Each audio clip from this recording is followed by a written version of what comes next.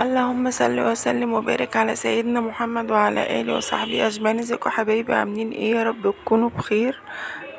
السمك ده كان عندي في الفريزر، طلعناه عملنا جنبه شوية من الرز. معنا هنا بصلتين، أول ما ياخدوا لون معايا انزل عليهم بمقدار المية بتاعي، وبعد كده شوية من الكزبرة شوية من الكمون. حبيبي يا الله، كده كانت البصلاية بتاعتي بدأت تاخد لون، هنزل بمقدار المية بتاعي، وأول ما أول ما المية تغلي معايا هنزل بالرز بتاعي. تمام، بسم الله. حطيت مقدار المية بتاعي، حطيت الملح، المية غليت معايا، احط الرز. تمام، بسم الله الرحمن الرحيم. كده تمام يا جماعة، زي ما انتوا شايفين الرز استوى معايا وبقى تمام. عندي بقى مبطنة السمك، عايزاه يطلع ناشف معاكي، حط شوية من النشا على الدقيق، نشا ودقيق مع بعض.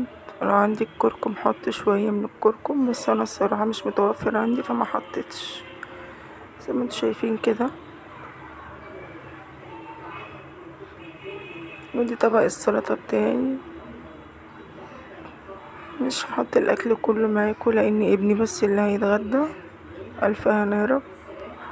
كده تمام، اتمنى يكون الفيديو عجبكم، متنسوش تحطوا لايك وشير، واشوف وشكم بخير.